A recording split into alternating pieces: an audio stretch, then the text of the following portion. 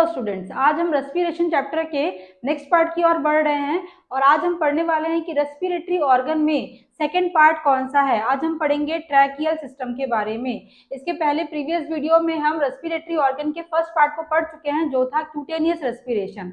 चलिए स्टार्ट करते हैं वीडियो को। ट्रैकियल रेस्पिरेशन क्या होता है?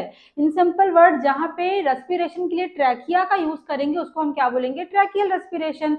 इनका बेस्ट एग्जांपल क्या है? जितने इंसेक्ट्स आते हैं, या बेसिकली आप बोल सकते हैं कि हमने यहाँ के लिए एग्जांपल में क्या लिया है? कॉकरोच को लिया है।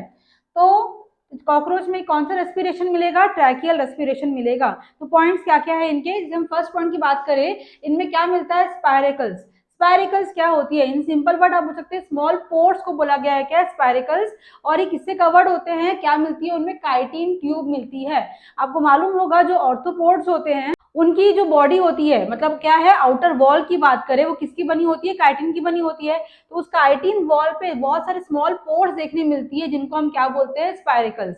ये जो स्पायरिकल्स होती है ये बेसिकली कितने होते हैं? टोटल 10 पेयर्स में देखने के लिए मिलते हैं। और इस 10 पेयर्स में भी 2 पार्ट में डिवाइड किया है। एक है 2 पेयर्स में कहाँ मिलता है? वो थॉरेक्स। एंड एक है 8 पेयर कहाँ मिलता है? वो एब्डोमेन।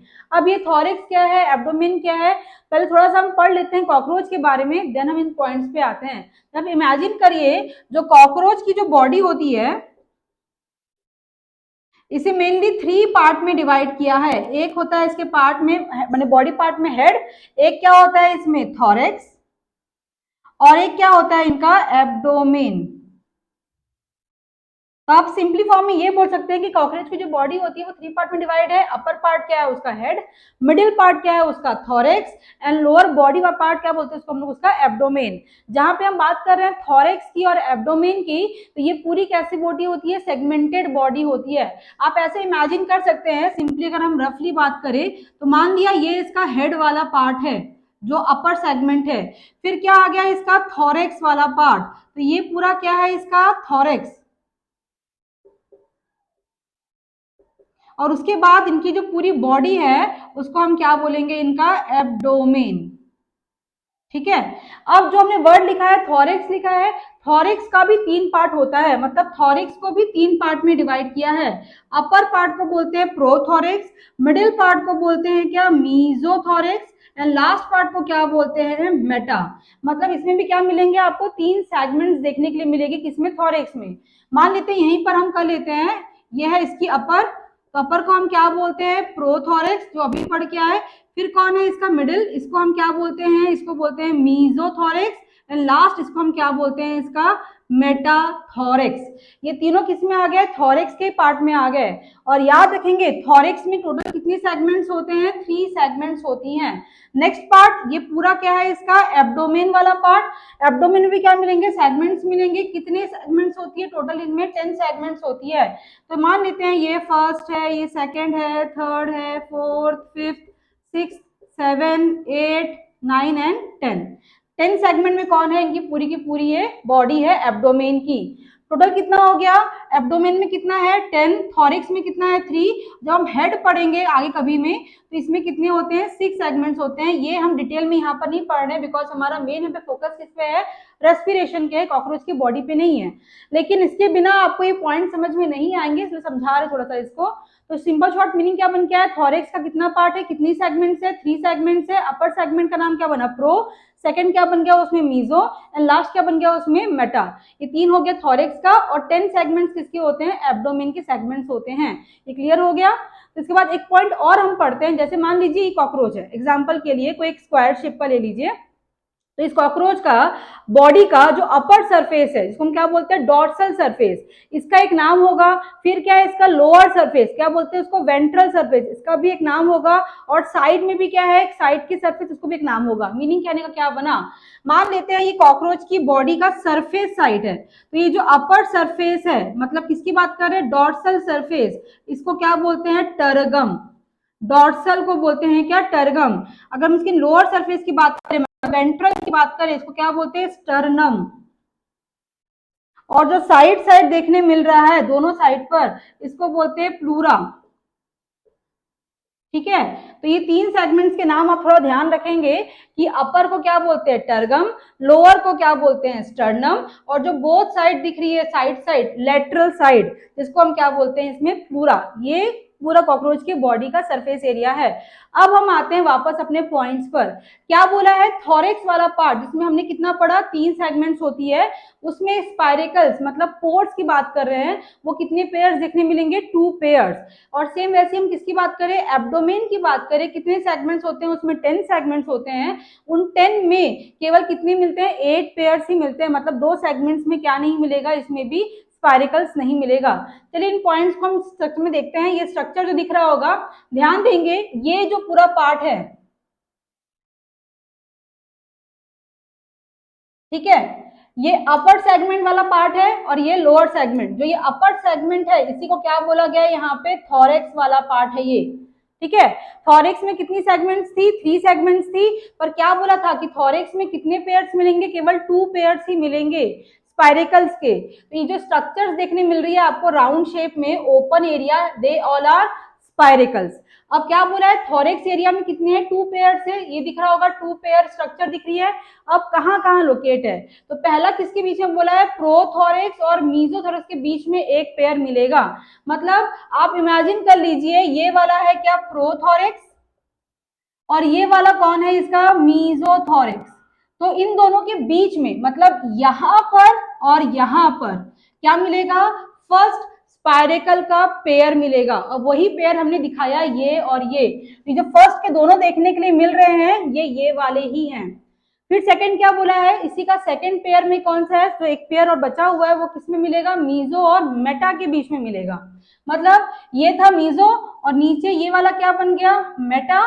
तो इन दोनों के बीच में, मतलब यहाँ पर सेकंड क्या मिलेगा, स्पाइरेकल। यहाँ मतलब इस सिचुएशन को ही हमने यहाँ पर दिखाया है इस तरीके से। तो कितने मिल रहे हैं आपको, 2 पेयर में क्या मिलेंगे, स्पाइरिकल्स। देखिए दिखेंगे यहाँ पर भी क्या मिल रहा है आपको, 2 पेयर में स्पाइरिकल्स देखने मिल रहे हैं। तो ये जो पार्ट दिख रहा है अपर वाला, ये पूरा कौन है इसका, थॉरेक्स वाला पार्ट, जिसमें कितने पेयर्स थे, 2 पेयर्स थे। अब हम किस में आते हैं, इसके एब्डोमेन में आते हैं। अभी हमने पढ़ लिया एब्डोमेन में कितनी सेगमेंट्स होती है, 10 सेगमेंट्स। आप ध्यान देंगे यहाँ पे मिलेगा 1 to 10 आपको सेगमेंट्स देखने मिल रही हैं। ये पूरा इसका एब्डोमेन वाला पार्ट है। क्या बोला है इसमें, कहां से कहां तक मिलते हैं, फर्स्ट सेगमेंट से लेकर 8 सेगमेंट तक क्या मिलते हैं, स्पाइरिकल्स मिलते हैं। मतलब क्या नहीं मिलेंगे, 9 और 10 सेगमेंट में क्या नहीं मिलेगा, स्पाइरिकल नहीं मिलेगा। तो देखिए 1 से लेकर 8 सेगमेंट तक पेयर वाइज क्या देखने मिल रहे हैं आपको, स्ट्रक्चर्स, जिसको हम क्या बोलते हैं, स्पाइरिकल्स। तो ये था स्पाइरिकल्स का लोकेशन। टोटल कितना है, 10 पेयर में कौन है, स्पाइरिकल्स है, 2 पेयर किसमें है, थॉरेक्स में, और 8 पेयर किसमें है, वो एब्डोमेन में। लेकिन अगर हम कॉकरेज की होल बॉडी की बात करें तो उसके थॉरेक्स कितने होते हैं, 3 सेगमेंट्स में, एब्डोमेन में कितना होता है, 10 सेगमेंट होता है। ठीक है, अब हम इसके आगे पॉइंट्स देखते हैं। पॉइंट क्या लिखा है वहां पे, थॉरेक्स का जो फर्स्ट एंड सेकंड स्पाइरेकल है, मतलब हम इसी की बात कर रहे हैं जो हमने देखा है ऊपर में, ये हमेशा क्या रहते हैं, ये ओपन स्टेज में ही रहते हैं ऑल टाइम। लेकिन इसको छोड़कर बाकी रिमेन जितने स्पाइरेकल्स है, मतलब किसकी बात कर रहा है वो, इन एब्डोमेन्स की बात कर रहा है। तो इन एब्डोमेन में कहां तक मिलता है, 8 तक मिलता है। तो एब्डोमेन के जितने भी स्पाइरेकल्स होते हैं, ये कई बार क्या होते हैं, ओपन एंड क्लोज होते रहते हैं उनकी रिक्वायरमेंट के बेस पर। लेकिन थॉरेक्स में हमेशा क्या रहेगा, वो ओपन रहेगा। ठीक है, अब हम इस स्ट्रक्चर को थोड़ा डिटेल में पढ़ते हैं। यहाँ पर आपको देखने मिलेगा, ये स्पाइरेकल दिखाया था हमने, इसको हमने डिटेल में देखा कि इसमें क्या क्या चीजें मिलती हैं। तो स्पाइरेकल का जो ओपन पार्ट है, मतलब हम बोल सकते हैं जो फर्स्ट ओपनिंग है, काइटिन बॉडी के ऊपर में जो पोर्स मिलती है, उन पोर को हम क्या बोलते हैं, स्पाइरेकल्स, ओपनिंग को बोला गया। इनके पीछे में, मतलब बॉडी के अंदर में एम्बेडेड पूरी स्ट्रक्चर वो कौन सी होती है, ये है पूरा स्ट्रक्चर जो बॉडी के अंदर में क्या होती है, एम्बेडेड होती है। उसमें फर्स्ट क्या दिख रहा है आपको, ये सैक लाइक स्ट्रक्चर, जो क्या बोला गया, एट्रियम बोला गया है। फिर एक लॉन्ग ट्यूब दिख रही है इतनी बड़ी सी, क्या बोला गया है इसको, ट्रैकिया। ट्रैकिया में क्या मिल रही है, एक आपको स्पाइरल स्ट्रक्चर दिखने मिलेगी, उस स्पाइरल का नाम क्या होता है, इंटीमा। इंटीमा क्या वर्क करता है, जैसे आप इमेजिन करिए एक ट्यूब है, वो ट्यूब कैसा है, होलो, खोखला है। अब इसके अंदर से क्या जा रहा है, पासिंग किसकी हो रही है, एयर की। लेकिन कहीं गलती से ये ट्यूब की दोनों वॉल्स आपस में चिपक ना जाए, अगर वो चिपक जाएंगी तो क्या नहीं होगा, वहां से एयर ट्रांसपोर्ट नहीं हो पाएगा। तो ये ट्यूब है, इनकी वॉल चिपक ना जाए, कोलैप्स ना हो जाए, दैट्स वाई इनके अंदर में क्या मिलती है, एक स्पाइरल स्ट्रक्चर मिलती है, नाम क्या है उसका, इंटीमा। तो क्या वर्क लिखा है देखिए, ये कोलैप्स मोड को रोकता है, किसके, ट्रैकिया को। कोलैप्स हो गया मतलब वहां पे क्या नहीं होगा, एयर का ट्रांसपोर्ट नहीं हो पाएगा। नेक्स्ट, ये जो ट्रैकिया है फर्दरली कुछ ब्रांच में डिवाइड होता है, नाम क्या है उसका, ट्रैकियोल। और ये ट्रैकियोल किससे एमडेड होता है, एक सेल से, नाम क्या है उसका, ट्रैकियोलर सेल। इस सेल में क्या भरा होता है, फ्लूइड। काफी काम की चीज है ये, फ्लूइड क्या काम करता है पढ़ेंगे इसको हम आगे में। तो मीनिंग क्या बन के आया, ट्रैकिया, ट्रैकिया से कनेक्ट कौन है, ट्रैकियोल, ट्रैकियोल में क्या है, ट्रैक्यूलर सेल, और इस सेल में क्या भरा होता है, फ्लूइड। इतना क्लियर है। अब देखिए एक पॉइंट यहां पर लिखा है, इंस्पिरेशन और एक्सपिरेशन क्या होता है। अगर हम बात करें, इंस्पिरेशन का मतलब क्या होता है, इनटेक करना। और क्या इनटेक करना, गैसेस को। किसकी बात कर रहे हैं हम, O2 की बात कर रहे हैं। जब हम O2 को इनहेल करते हैं तो उसको हम क्या बोलते हैं, इंस्पिरेशन। जब हम CO2 को एक्सहेल करेंगे तो उसको हम क्या बोलेंगे, एक्सपिरेशन। सेम वही चीज कॉकरोच में भी है, लेकिन थोड़ा सा ध्यान देंगे, यहाँ पर एक वर्ड लिखा है एक्सपिरेशन में, एक्टिव प्रोसेस। एक्टिव का मतलब होता है कि यहां पर जो मसल्स हम आगे पढ़ेंगे वो क्या होती है, एक्टिव हो जाती है। मतलब उनमें क्या होता है, कॉन्ट्रैक्शन होता है। पढ़ेंगे मीनिंग क्या है इसका। और इसका उल्टा क्या लिखा है, इंस्पिरेशन, क्या बोला उसमें, पैसिव प्रोसेस। मतलब इसमें जो भी मसल्स होती है वो कैसे होती है, यहाँ पर रिलैक्स हो जाती है। ठीक है। अब मीनिंग क्या बोलना चाह रहा है, मैंने क्या वर्ड यूज किया कि मसल्स। मसल्स कौन सी मसल्स है, तो मसल्स का नाम क्या लिखा है, टर्गोस्टर्नल मसल। अब ये टर्गोस्टर्नल मसल क्या है, अभी मैंने पढ़ाया था कि इनकी सरफेस में डॉर्सल को क्या बोलते हैं, टर्गम। तो टर्गम के लिए जो मसल है उसका नाम क्या है, टर्गल मसल। और सेम वैसे वेंट्रल का नाम क्या था, स्टर्नम। तो यहाँ पे जो मसल्स काम करेगी उसका नाम क्या है, स्टर्नल मसल। आप सिंपल शॉर्ट क्या बोल सकते हैं कि अपर में कौन है, टर्गल मसल, और नीचे में कौन है, स्टर्नल मसल्स। ये दोनों ही मसल्स काम करती है कॉकरोच के इंस्पिरेशन या फिर एक्सपिरेशन के लिए। अब एक्टिव का मीनिंग क्या बन रहा है, मतलब मसल्स का कॉन्ट्रैक्ट होना। तो होता क्या है, मान लिया ये अपर डॉर्सल सरफेस की सेल है और ये क्या बन गया इसका वेंट्रल, ये क्या था टर्गल, ये क्या था स्टर्नल। जब क्या होता है एक्सपीरेशन, मतलब एयर को बाहर की ओर निकालना है, वो कैसे होता है, ये दोनों मसल्स कॉन्ट्रैक्ट होती है, मतलब दे कम क्लोजर, पास की ओर आएंगे। जैसे ये पास की ओर आएंगे तो ऑब्वियस सी बात है अंदर का वॉल्यूम क्या हो जाएगा, कम हो जाएगा। और किसका प्रेशर बढ़ जाएगा, एयर प्रेशर बढ़ जाएगा। तो जब ये मसल्स पास की ओर आती है, वॉल्यूम कम होता है यहाँ पे और एयर प्रेशर बढ़ गया। अब यहाँ पर मतलब किसमें, बॉडी के अंदर में क्या हो गया, एयर प्रेशर बढ़ गया। लेकिन बाहर में, बॉडी के बाहर, मतलब किसकी बात कर रहे हैं, एटमोस्फियर की बात कर रहे हैं। तो बॉडी के अंदर में क्या हो गया, एयर प्रेशर बढ़ गया है और बाहर में क्या है, कम है। तो हाई से लो की ओर क्या होगा, मूवमेंट किसका होगा, एयर का हो जाएगा। मतलब बॉडी के अंदर से बाहर की ओर एयर क्या कर देंगे, एक्सपेल कर देंगे। उस प्रोसेस को हम क्या बोलते हैं, एक्सपीरेशन। और कैसे हुआ, क्योंकि मसल्स क्या होगी, यहाँ पे कॉन्ट्रैक्ट होगी, एयर प्रेशर यहाँ पे क्या हो गया, हाई, बाहर में एटमोस्फेयर में क्या था, लो। हाई से लो की ओर कौन मूव कर गया, एयर मूव कर गया। ये था कॉकरोच का एक्सपीरेशन। उसका उल्टा क्या है, इंस्पिरेशन। जो मसल कम क्लोज हुई थी अब वो क्या हो जाएंगी, रिलैक्स हो जाएंगी।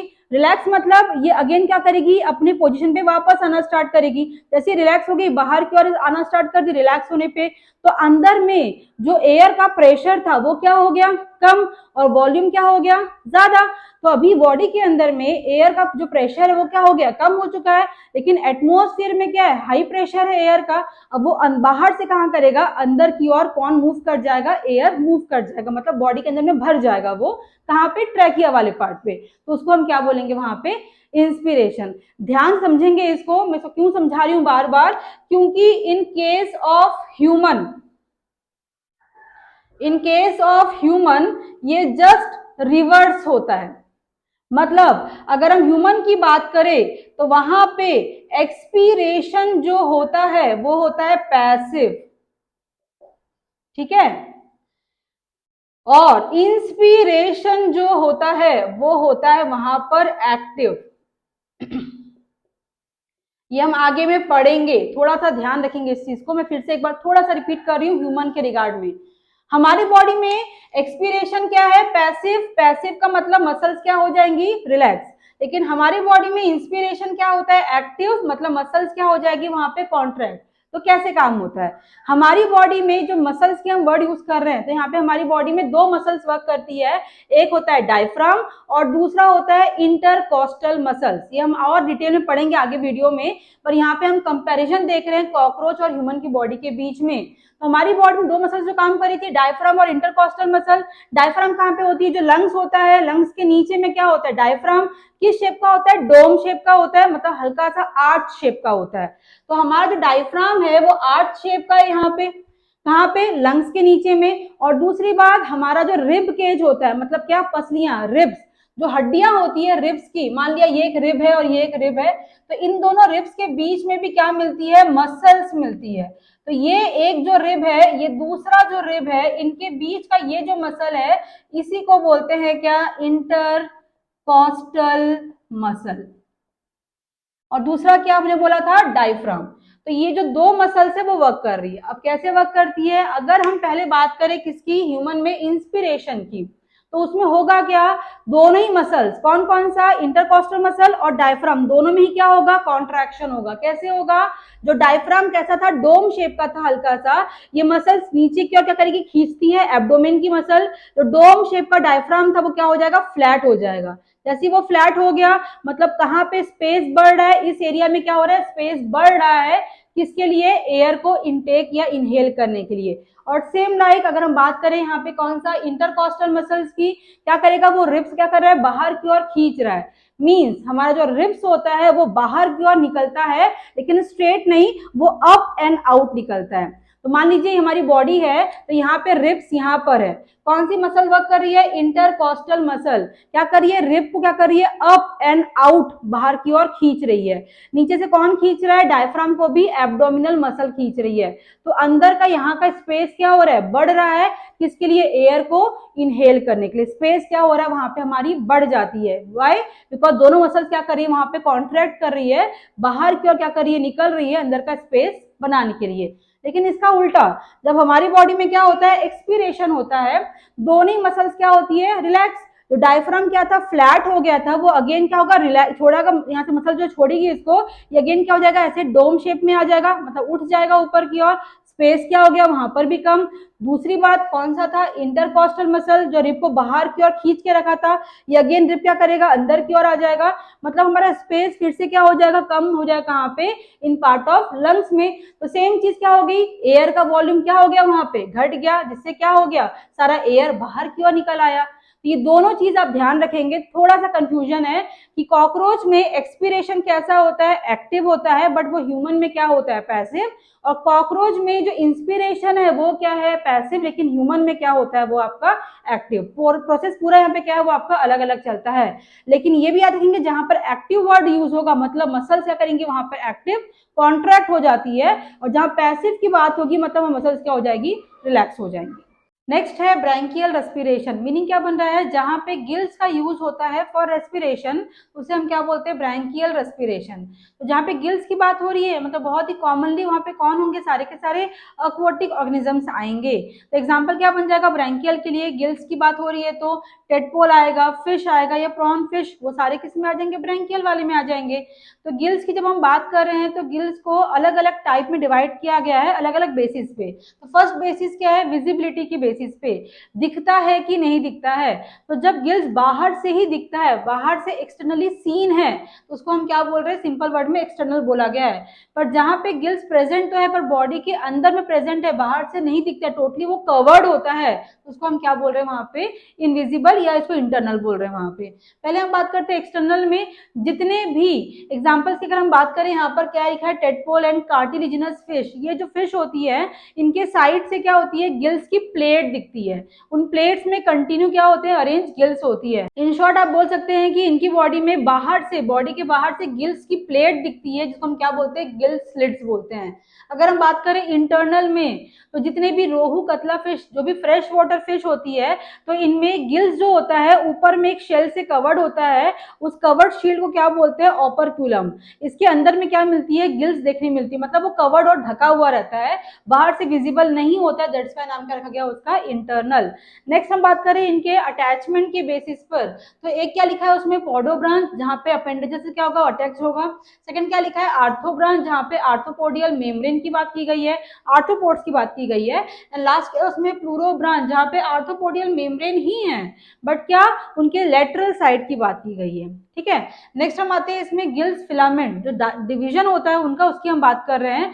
जब हम बात करते हैं फिलामेंट्स की, ये भी टू टाइप का होता है, एक होता है हाफ ब्रांच वाला, जिसको हम क्या बोलते हैं, हेमी ब्रांच, और एक होता है फुल ब्रांच वाला, जिसको हम क्या बोलते हैं वहां पे, होलो ब्रांच। मीनिंग क्या हो रहा है, जैसे हम होलो ब्रांच की बात करें, तो ये है होलो ब्रांच, आपको दिख रहा होगा, मतलब गिल्स की फिलामेंट कितने पार्ट में डिवाइड है, 2 पार्ट में, या जिसके 2 रो देखने मिलते हैं। तो जहां पे क्या मिलती है, 2 रोज देखने मिलेगी, उसको हम क्या बोलेंगे, वहां पे 2 फिलामेंट्स की बात कर रहे हैं, उसको हम क्या बोलेंगे, होलो ब्रांच।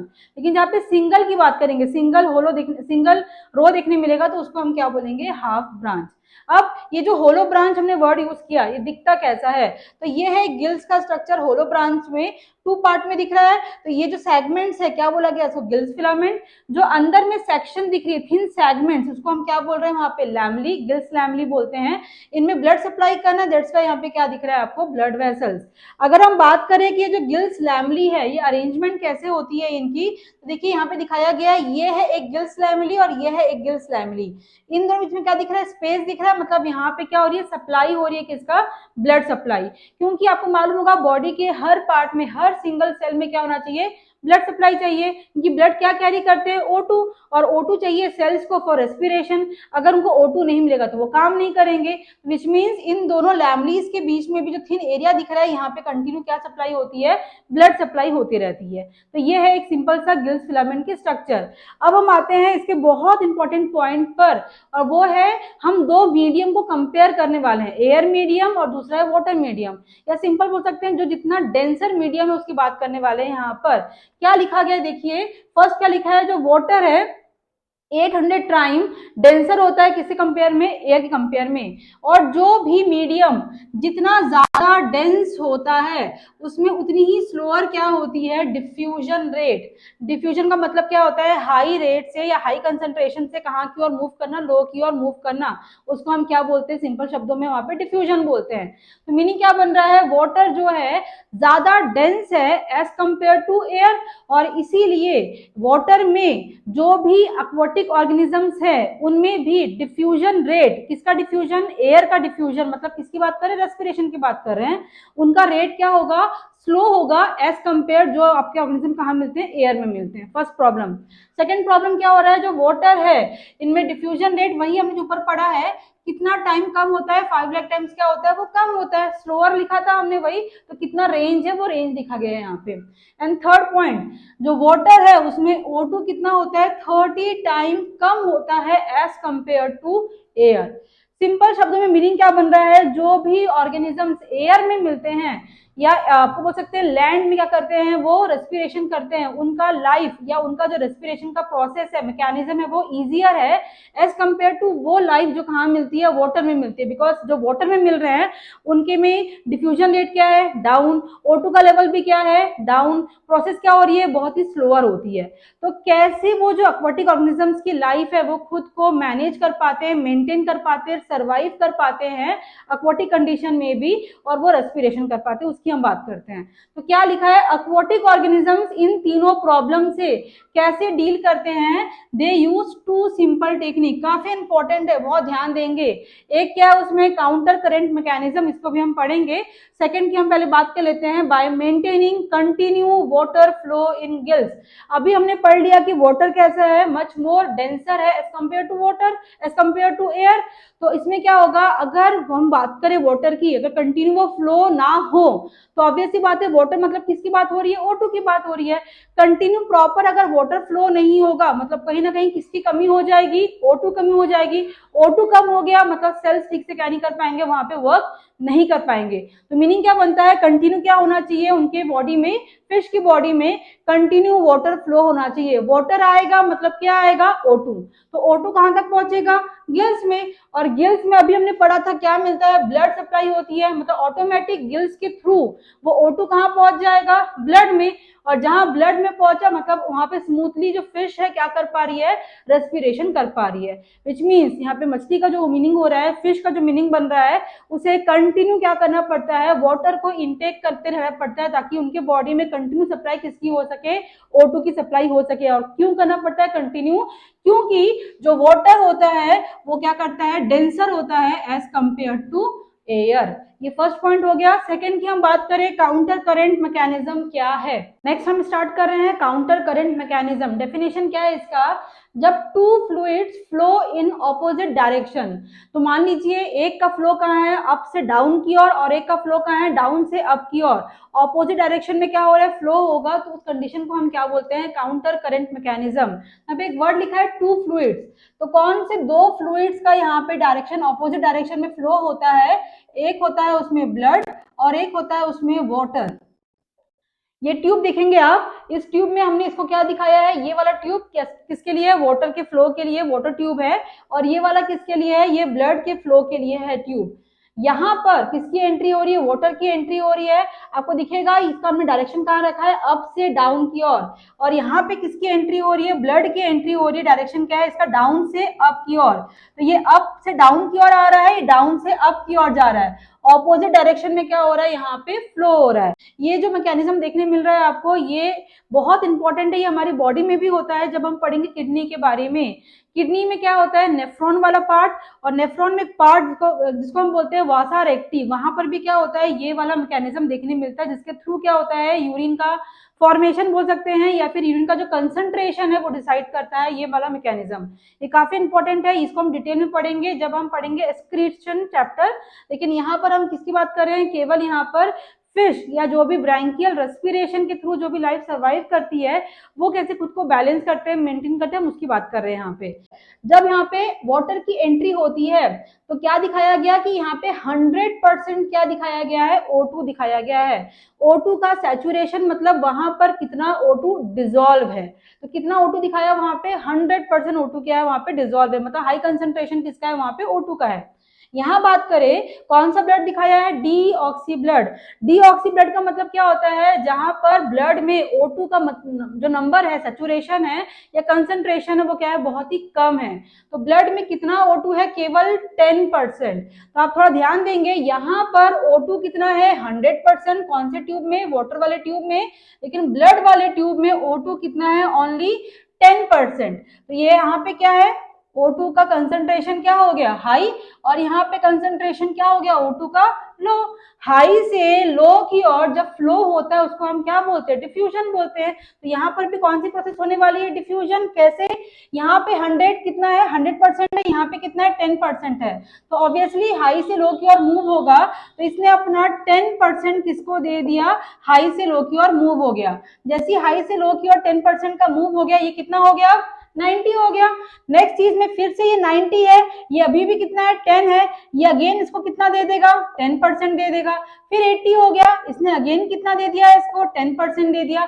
ऐसे हर स्टेप में क्या कर रहे हैं, वो हाई से लो की ओर क्या कर रहे हैं, वो मॉलिक्यूल्स को, कौन से molecule, water sorry O2 molecule क्या कर रहे हैं वहां पे, वो ऑक्सीजन को क्या कर रहे हैं वहां पे, वो ट्रांसपोर्ट कर रहे हैं। तो हर बार कितना निकल रहा है, 10 करके निकलता जा रहा है। अगर आप काउंट करेंगे तो हर जगह से कितना निकला, 10 निकल के आया। जब यहां से रिलीज क्या होगा, आपका ब्लड रिलीज होगा, वो कितना हो चुका रहेगा, 90%। मीनिंग कहने का क्या हुआ, हाई कंसेंट्रेशन से लो कंसेंट्रेशन की ओर कंटिन्यू कौन फ्लो कर रहा है, O2। और क्यों फ्लो कर रहा है, क्योंकि कौन सी प्रोसेस हो रही है वहां पे, डिफ्यूजन। जिसकी वजह से हर बार कंसंट्रेशन ऑफ O2 वाटर से क्या हो रहा है, कम हो रहा है, और सारा का सारा O2 कहाँ डिफ्यूज हो रहा है, ब्लड में। और जो ब्लड स्टार्टिंग में क्या था, डीऑक्सी ब्लड था, वो फाइनली कन्वर्ट किस में हो जाता है, ऑक्सीजनेटेड ब्लड में क्या होता है, कन्वर्ट हो चुका रहता है। मतलब बॉडी में जिस ब्लड की एंट्री हुई थी स्टार्टिंग में वो क्या था, डीऑक्सी, और फाइनली टिश्यू में जो ब्लड पहुंच रहा है वो कौन सा हो चुका है, वो ऑक्सी हो चुका है। तो ये प्रोसेस ध्यान रखेंगे, कौन सा होता है, वहां पे डिफ्यूजन होता है। ये था एक काउंटर करंट मैकेनिज्म। एक और होता है, वो एक्सेप्शनल है, उसको बोलते हैं को करंट मैकेनिज्म। क्या होता है को करंट मैकेनिज्म में, ये दोनों ही फ्लूइड की बात हो रही है, मतलब ब्लड की भी बात हो रही है और साथ में किसकी बात हो रही है, वाटर की। ये दोनों ही कैसे फ्लो करते हैं, सेम डायरेक्शन में इनका फ्लो होता है। अब कैसे, आप इमेजिन कर लीजिए, ये वाला जो है ट्यूब, ये वाटर का है, मतलब यहाँ पे किसकी एंट्री होने वाली है, वाटर की एंट्री होने वाली है। और दूसरा ये वाला ट्यूब किसका है, मान लिया ये वाला ब्लड का है, किसकी एंट्री होगी, ब्लड की। देखेंगे इसका फ्लो कहाँ है, अप से डाउन की ओर, इसका भी फ्लो का डायरेक्शन क्या है, अप से डाउन की ओर, दोनों का सेम डायरेक्शन है। अब इसमें होता क्या है, जो वाटर की एंट्री हो रही है, मान लेते हैं उसमें O2 कितना है, 100%, फिर से हम लेके चलते हैं, और जो ब्लड है वो कितना है, 10% है, मतलब O2 का लेवल कितना है, यहाँ पर भी 10%, और यहाँ पे कितना है, 100%। अब 10% O2 है, मतलब ये कौन सा ब्लड बन गया, डीऑक्सी। और यहाँ पर O2 हाई है, मतलब ये कौन सा कंडीशन चल रहा है अभी, हाई कंसंट्रेशन, और यहाँ पे क्या चल रही है, अगेन लो कंसंट्रेशन। सेम चीज है पूरा, बस डिफरेंस क्या है कि यहाँ पे सेम डायरेक्शन होता है, वहां पे क्या होता है, ऑपोजिट। फिर क्या होगा, यहाँ पे 100 है, यहाँ पर 10 है, तो फिर से ये अपना कुछ आयन कितना, 10% किसको दे देगा, यहाँ पे देगा, ये कितना हो गया, 90। फिर कुछ दे देगा यहाँ पे, अगेन 10 कितना हो गया, 20। फिर क्या हो जाएगा यहाँ पे 30, फिर क्या होगा 40, यहाँ पे क्या हो जाएगा 80। कंटिन्यू क्या कर रहे हैं, वो दिए जा रहे हैं। एक कंडीशन ऐसी आएगी जहां पर यहाँ पे भी कितना हो जाएगा 50, और यहाँ पर भी कितना हो जाएगा 50। जैसे ही दोनों ही जगह पर आइडियल कंडीशन आ जाती है, या बोल सकते हैं इक्विलिब्रियम वाली स्टेज आ जाती है, उसके बाद ये डिफ्यूजन वाली प्रोसेस वहां पे क्या हो जाती है, पॉज। यहाँ पर वो प्रोसेस कभी भी पॉज नहीं होती है, क्योंकि कंटिन्यू ये देते रहेगा, ये लेते रहेगा, क्योंकि कंटिन्यू क्या करे, 10% क्या कर रहा है, वो रिलीज करता जा रहा है। लेकिन यहाँ पर जैसी कंडीशन में कंसंट्रेशन कैसे होते हैं, बैलेंस हो जाते हैं, प्रोसेस वहां पे क्या होती है, पॉज हो जाती है। और इसके बाद इस ट्यूब से कितना निकलेगा, 50% O2 वाला क्या रिलीज होगा, वाटर रिलीज होगा। O2 कितना रहेगा उसमें, 50%। सेम यहाँ से जो भी ब्लड रिलीज होगा, उस ब्लड में भी क्या रहेगा, 50% क्या रहेगा, O2 रहेगा। अब कौन सा ब्लड कहलाएगा, ऑक्सी ब्लड ही कहलाएगा। ये एक्सेप्शनल कंडीशन है, ये नॉर्मली होता नहीं है हमारी बॉडी में भी, और जो एक्वाटिक ऑर्गेनिज्म है उनमें क्या मिलता है, को करंट मैकेनिज्म देखने मिलता है। आई थिंक आपको सबको समझ में आ चुका होगा। कहीं पे कोई डाउट रहता है तो आप फिर पूछ सकते हैं। आज हमने जो भी टॉपिक्स पढ़े हैं उनके बेसिस पे ऐसे कौन कौन से क्वेश्चंस है जो एग्जाम में आए हुए हैं या फ्यूचर में भी आ सकते हैं, उसे हम थोड़ा सा प्रैक्टिस सेशन यहाँ पे कर लेते हैं। जैसे फर्स्ट क्वेश्चन आपको देखने मिलेगा, क्या लिखा है, a tracheal system for respiration is found only in. बोलना ये चाह रहा है कि ट्रैकिया सिस्टम के थ्रू जो रेस्पिरेशन होता है वो किन किन में होता है। फर्स्ट क्या बोला है उसमें, इंसेक्ट्स, फिर है फिश, फिर है मैमल्स, एंड लास्ट में क्या, रेप्टिलियंस। पहले हम बात करें फिश। फिश में कैसा होता है, गिल्स के थ्रू होता है, जिसको हम क्या बोलते हैं, ब्रैंकियल रेस्पिरेशन बोलते हैं। अभी हम पढ़ के आए थे, जो फिश होती है, फिश में क्या मिलता है, गिल्स मिलता है, और गिल्स के थ्रू जो भी रेस्पिरेशन होता है उसको हम क्या बोलते हैं, ब्रैंकियल रेस्पिरेशन। तो ये तो नहीं आएगा। और एक क्या बोला है उसमें, मैमल्स, और एक क्या बोला है उसमें, रेप्टाइल्स। तो इन दोनों के पास में क्या मिलते हैं, लंग्स, और लंग्स के थ्रू जो भी रेस्पिरेशन होता है क्या बोलते हैं उसको, पल्मोनरी रेस्पिरेशन। तो ये भी नहीं आएगा क्योंकि वहां पे ट्रैकिया की बात किया है। तो ट्रैकिया किस में होता है, इंसेक्ट्स में होता है, तो उसका आंसर क्या आएगा, वहां पे इंसेक्ट्स आएंगे। ठीक है, नेक्स्ट क्वेश्चन की ओर बढ़ते हैं। क्या लिखा है, उस दी फॉलोइंग बोला है, मैचिंग करना है उसमें।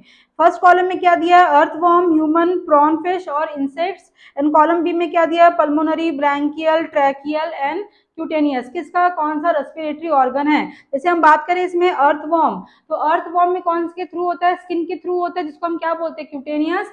मतलब अर्थवॉर्म का ऑप्शन क्या दिया है, ए क्यूटेनियस इसका आंसर आएगा। तो ऑप्शन में क्या दिया है उसका 4। सेकंड क्या बोला है, ह्यूमन, ह्यूमन मतलब बी दिया है। और ह्यूमन अभी हम पढ़ के आते हैं किसके थ्रू होता है, थ्रू दी पल्मोनरी। पल्मोनरी किसमें दिया है, ऑप्शन 1 में दिया है। फिर क्या बोला है, प्रॉन, प्रॉन मतलब क्या है, फिश। और फिश किसके थ्रू होती है, थ्रू द गिल्स। अभी हम पढ़े गिल्स के थ्रू होता है, मतलब क्या है, ब्रैंकियल। तो सी का ऑप्शन ब्रैंकियल कहाँ दिया है, 2, 2 आएगा। एंड लास्ट क्या बचा हुआ दिख रहा है, इंसेक्ट्स किसके थ्रू होता है, ट्रैकिया के थ्रू होता है। तो कौन सा बचा हुआ दिख रहा है अपना 3, क्या आएगा, A4B1C2D3। नेक्स्ट क्वेश्चन की ओर बढ़ते हैं। क्या दिया आपको, असर्शन दिया है, glycolysis occurs in cytoplasm. And reason क्या दिया है, enzyme for glycolysis are found in cytoplasm, it is common in anaerobic and aerobic respiration. तो मीनिंग क्या बोल रहा है, असर्शन में ये बोला है कि ग्लाइकोलिसिस कहाँ पर होता है, लोकेशन क्या दिया है, साइटोप्लाज्म दिया है। एंड रीजन में दिया है कि एंजाइम जो होता है फॉर ग्लाइकोलिसिस वो कहाँ मिलता है, साइटोप्लाज्म में, और जिसके थ्रू क्या होती है, एरोबिक या फिर एनारोबिक रेस्पिरेशन होती है। तो ऑब्वियस सी बात है, हम पढ़ चुके हैं कि जो एरोबिक होती है और एक क्या होता है, एनारोबिक होता है। एरोबिक में किसकी रिक्वायरमेंट होती है, O2 की रिक्वायरमेंट होती है। एनारोबिक में किसकी रिक्वायरमेंट नहीं होती है, O2 की रिक्वायरमेंट नहीं होती है, ये हम पढ़ चुके हैं। सेकेंड थिंग अगर बात करें यहाँ पर, एरोबिक का लोकेशन क्या था, इसमें होता है साइटोप्लाज्म में होता है, और किस में होता है, वो माइटोकॉन्ड्रिया में होता है। ये हम पढ़ चुके हैं, सारी चीजें सब प्रीवियस वीडियो में हो चुका है, सबको हम साथ में यहाँ पे थ्रू आउट एक रिविजन कर रहे हैं। एनारोबिक में कहाँ पे इसका लोकेशन होता है, वो साइटोप्लाज्म में होता है। और एरोबिक में क्या क्या थी साइकिल्स, कौन कौन से होती है, इसमें ग्लाइकोलिसिस होती है, साथ में क्या होता है, क्रेब्स साइकिल होता है, इन दोनों के बीच में क्या होती है, लिंक रिएक्शन भी होता है, साथ में क्या होता है, ETS होता है, इलेक्ट्रॉन ट्रांसपोर्ट चेन, एंड साथ में क्या होता है, ऑक्सीडेटिव फॉस्फोराइलेशन वाली प्रोसेस भी होती है। ये हम पढ़ चुके हैं, ठीक है। तो क्या बोला है, देखिए क्वेश्चन में जो असर्शन की बात करें अगर, तो ग्लाइकोलिसिस कहाँ पे होता है, साइटोप्लाज्म में। तो हाँ, ग्लाइकोलिसिस कहाँ पे होता है, साइटोप्लाज्म में होता है, असर्शन सही है वहां पे। फिर रीजन क्या बोल रहा है, enzyme for glycolysis are found in cytoplasm. Glycolysis के लिए जो एंजाइम होगा वो भी कहाँ पर होगा, साइटोप्लाज्म में होगा। तो ऑब्वियस सी बात है, ग्लाइकोलिसिस हो रही है, जो कौन सी साइकिल है, कि बायोकेमिकल साइकिल है, जिसके लिए क्या चाहिए, एंजाइम चाहिए। तो एंजाइम भी कहाँ पर होना चाहिए, साइटोप्लाज्म में होना चाहिए। दैट्स ट्रू, लाइन सही बोला है। फिर क्या बोला, it is common in aerobic and anaerobic respiration. तो ऑब्वियस सी बात है, ये एरोबिक में भी होता है और एनारोबिक में भी होता है।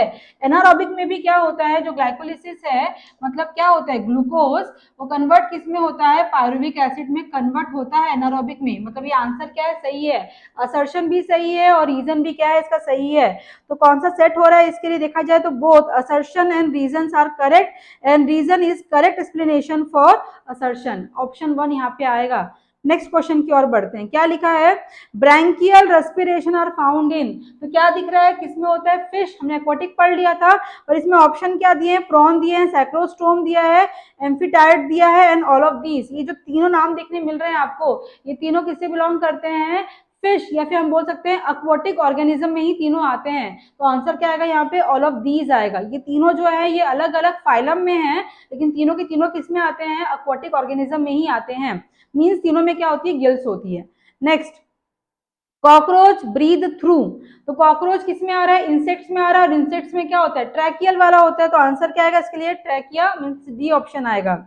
नेक्स्ट क्या बोला है, in earthworm the exchange of gases usually take place through its. किसके थ्रू होता है, तो का अर्थवॉर्म जो होता है उसमें क्या मिलती है, थ्रू दी स्किन। और स्किन कैसा होना चाहिए, मॉइस्ट होना चाहिए, ये हम डिस्कस किए थे। एक तो मॉइस्ट होना चाहिए, और मॉइस्ट किससे होता है, थ्रू दी म्यूकस होता है। तो ऑप्शन क्या आना चाहिए इसमें, मॉइस्ट। सेकंड क्या दिया, पहले फर्स्ट क्या दिया इसमें, गिल। सेकंड क्या दिया, मॉइस्ट स्किन। थर्ड क्या दिया, कैपिलरीज। एंड लास्ट में क्या दिया, बोथ, बी एंड सी। तो मॉइस्ट स्किन तो आएगा ही, लेकिन स्किन के थ्रू जो O2 आया है सेल के अंदर में, उसे पूरी बॉडी में ट्रांसपोर्ट भी तो करना है। और ट्रांसपोर्ट पूरी बॉडी में कौन करता है, ब्लड करता है। ब्लड किस में दौड़ता है, कैपिलरीज में। मीन क्या आएगा, इसका आंसर क्या आएगा, मॉइस्ट स्किन तो आएगा, और साथ में क्या आएगी, कैपिलरीज भी आएगी। तो आंसर क्या आएगा इसका, D, B and C both. ठीक है। नेक्स्ट क्या दिखा है, which of the following statement true about respiration in cockroach, क्या क्या ऑप्शन दिया है। First, gases are exchange through the skin, क्या कॉकरोच में स्किन के थ्रू होता है, आज ही हमने पढ़ा है, उसके थ्रू तो होता नहीं, उसमें क्या मिलती है, पोर्स, जिसको हम क्या बोलते हैं, स्पाइरिकल्स बोलते हैं, तो वो तो है ही नहीं, फर्स्ट ऑप्शन गलत है। सेकंड क्या बोला है, exchange of gases take place by diffusion, इसको भी हम लेके चलते हैं। सी ऑप्शन क्या बोला है, exchange of gases take place by active transport, active transport इसमें होता ही नहीं है। एक्टिव का मीनिंग क्या हो रहा है, जैसे हम बात करें, एक होता है क्या, पैसिव ट्रांसपोर्ट, और एक क्या होता है, एक्टिव ट्रांसपोर्ट, जहां पर हाई से कंसंट्रेशन से लो की ओर स्मूथली विदाउट एनी हेल्पर क्या हो जाएगा, ट्रांसपोर्ट हो जाता है, फ्लो हो जाता है हाई कंसंट्रेशन से लो कंसंट्रेशन की ओर, तो उसको हम क्या बोलते हैं, पैसिव। लेकिन एक्टिव में क्या होगा, जहां पे लो कंसंट्रेशन से कहां की ओर मूव होगा, हाई कंसंट्रेशन की ओर, जस्ट ऑपोजिट होता है। तो आप इमेजिन करिए, लो से हाई की ओर मूव करना है, ये अपने आप हो सकता है क्या, नहीं, इसमें कौन चाहिए, इसमें हेल्पर चाहिए, जिसको हम क्या बोलते हैं, कैरियर मॉलिक्यूल। तो जहां पे कैरियर मॉलिक्यूल मतलब हेल्पर के थ्रू लो से हाई की ओर क्या होता है, मूवमेंट होता है, मींस इसमें क्या की रिक्वायरमेंट होगी, एटीपी की भी रिक्वायरमेंट होती है, उसको हम बोलते हैं एक्टिव। पैसिव में वो अपने आप इजीली फ्लो कहां से करता है, हाई से लो की ओर। तो नेक्स्ट क्या बोला है इसमें, ऑल ऑफ दीज, तो ऑप्शन क्या आना चाहिए, इसका आंसर क्या आएगा, बी, क्या बोला है, exchange of gases take place by diffusion. And diffusion क्यों, क्योंकि पैसिव का ही आंसर टाइप क्या होता है उसमें, डिफ्यूजन। और ये आंसर क्यों हमने चूज किया, अभी हमने पढ़ा था आज ही कि जो मसल्स होती है, कौन सी, कॉकरोच की मसल्स, एक डॉर्सल सरफेस वाली मसल थी, नाम क्या था उसका, टर्गम, एंड सेकंड कौन थी, वेंट्रल, नाम क्या था उसका, स्टर्नम। ये दोनों क्या करते हैं, जब कम क्लोज होते हैं, कॉन्ट्रैक्ट करते हैं, तो लंग्स के अंदर में या फिर इनके ट्रैकिया के अंदर की हम बात करें, तो उस एरिया में क्या होता है, एयर का जो प्रेशर है वो क्या होता है, बढ़ जाता है। लेकिन उसके कंपेयर में एटमोस्फियर में क्या होता है, प्रेशर ऑफ एयर क्या होता है, लो होता है। तो लंग्स, सॉरी, तो इनकी ट्रैकिया के अंदर से एटमोस्फियर में जो कंसंट्रेशन है वो क्या है, हाई से लो की ओर इजीली क्या करेगा, वो मूव कर जाएगा। इसको हम क्या पढ़े थे, एक्सपिरेशन पढ़े थे। और इसका उल्टा क्या था, जब इनमें क्या होता है, इंस्पिरेशन होता है, तो मसल्स क्या होती है, वहां पे रिलैक्स हो जाती है, मतलब वहां पे जो एयर का प्रेशर क्या था, कम हो गया था, एटमोस्फियर में क्या था, हाई था। तो अगेन हाई से कहां की ओर मूव करता है, वो लो की ओर। हर बार एक वर्ड यूज हो रहा है कि हाई कंसंट्रेशन से कहां की ओर मूव कर रहा है, लो की ओर। गैसेस मूव कर रही है, मतलब वो कौन सा मोड के अंदर में आएगा, डिफ्यूजन के अंदर में आएगा। तो आई थिंक आपको सारे क्वेश्चन समझ में आ गए होंगे। ऐसे ही हम नेक्स्ट टॉपिक में भी जो क्वेश्चन जिससे रिलेट करते हुए रहेंगे, हम लेते हुए चलेंगे, ताकि साथ ही साथ आपका टॉपिक भी क्लियर हो जाए और क्वेश्चन भी साथ में क्लियर हो जाए। तो इसी प्रकार बने रहिए हमारे साथ में, बहुत जल्द मिलते हैं नेक्स्ट वीडियो के साथ में। Thank you.